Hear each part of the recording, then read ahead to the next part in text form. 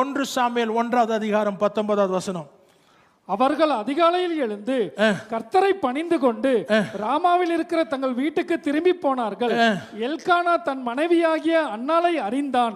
கர்த்தர் அவளை நினைத்தருளினார். சில நாள் சென்ற பின்பு அன்னாள் கர்ப்பவதியாகி ஒரு குமாரனை பெற்று கர்த்தரிடத்தில் அவனை கேட்டேன் என்று சொல்லி 19ஆவது வசனம். இத்தனை வருஷம் பண்ணிட்டு இருந்ததுதான் 19ஆவது வசனத்திலே பண்றாங்க. இத்தனை வருஷம் செஞ்சதை தான் 19ஆவது வருஷத்துலையும் வசனத்துலையும் செய்கிறாங்க. He slept with Hannah வசனம் போடுது. இதற்கு முன்னால என்னுடைய நோக்கம் கர்த்தருடைய ராஜ்யத்தை குறித்ததோ கர்த்தருடைய இருதயத்தை குறித்ததோ அலைன் ஆகாம சுயநலவாதியா நான் யோசிச்சிருந்தனால ஆக்டிவிட்டி அநேகமா இருந்துச்சுங்க. ஆனா கனி இல்லை.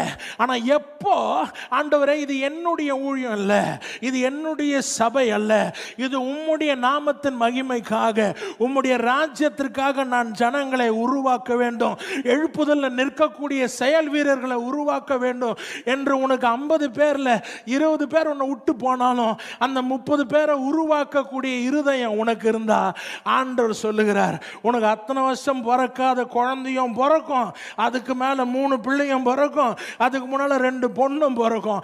ஆனா ஏன் ஆவிக்குரிய மலட்டுத்தன்மை இருக்குன்னா இவ்வளோ ஆக்டிவிட்டி இருந்தோம் உன்னுடைய நோக்கம் என்னுடைய நோக்கத்தோட அலைன் ஆகல.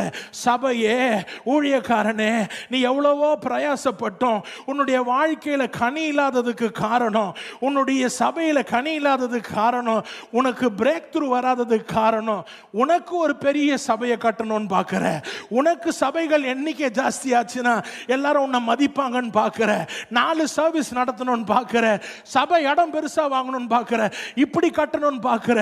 எழுப்புதல் சீசன்ல ஆண்டவர் சொல்றாரு, என்னுடைய நோக்கத்துக்கு அலைன் ஆகலனா நீ என்னதான் ஆக்டிவிட்டி செஞ்சாலும் உன்னுடைய கர்ப்பத்தில் கனி வராது. ஆனால் எப்பொழுது உன்னுடைய இன்டென்ஷனை உன்னுடைய மோட்டிவை என்னுடைய பலிபீடத்தில் வந்து ஆண்டவரே உம்முடைய ராஜ்யத்திற்காக என்னுடைய எல்லாவற்றையும் தருகிறேன் என்று சொல்லுகிறாயோ அப்போ ஆண்டவர் உன்னை ஆசீர்வதிக்கிறார்.